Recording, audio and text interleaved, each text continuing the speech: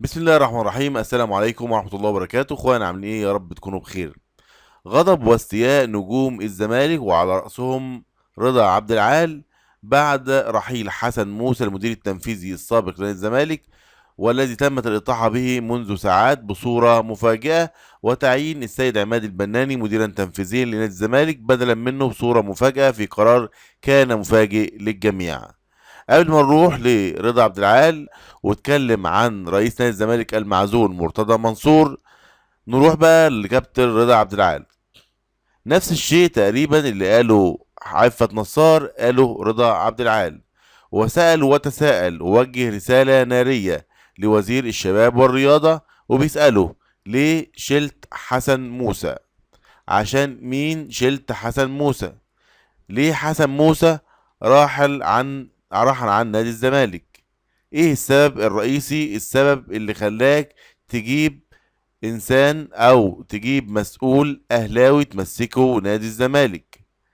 كابتن رضا عبد العال وكل الناس الموجودة من نجوم الزمالك حتى الاهلاوية يتساءلون لماذا وزير الشباب والرياضة يجيب عماد البنان، وهو يعني فيما يقال ان هو ينتمي للنادي الاهلي او بيحب النادي الاهلي او بيشجع النادي الاهلي، او اتريق على نادي الزمالك. في الحقيقه فين انا معرفش، بس بيتكلموا على ان وادي دجله وكلام من ده. فكانت صدمه كبيره جدا لكل الوسط الرياضي رحيل حسن موسى، الراجل اللي بدأ واشتغل شغل جيد جدا، وشفنا يعني كان قايم بتطهير نادي الزمالك من حاجات كتيرة جدا، وكان بيحاول يحل مشاكل كتيرة جدا. فرحيله مفاجئ، حتى نفسه هو حسن موسى في أول تعليق له يعني مش عارف، يعني هو فوجئ برحيله عن المنصب ومش عارف ايه السبب. وبيقول حسن موسى نفسه بيقول من يعرف السبب هو الوزير أشرف صبحي.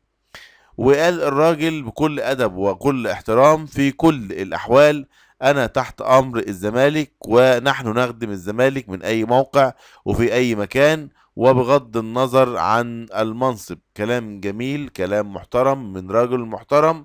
وأنا شايف من ضمن الناس إن الراجل ده نادي الزمالك خسر شخصية بالقيمة والقامة والجرأة ديت، ان الراجل ده يرحل عن نادي الزمالك خسارة كبيرة جدا جدا. وسبب رحيله يعني غامض جدا ويثير يعني بعض التساؤلات المفهومة وغير المفهومة. غضب عارم من نجوم نادي الزمالك في اللي يعني مش عاجبه القرار، ولكن بيقول ندي الراجل فرصة، وفي اللي هو شايف ان القرار ده ارضاء لمرتضى منصور، وفيهم اللي شايف ان الراجل كان هيكشف المستور او بيألف الدفاتر القديمة، فكان لازم يرحل عشان خاطر يعني حاجات معينة. ايه هي؟ الله اعلم. اشكركم والسلام عليكم ورحمة الله وبركاته.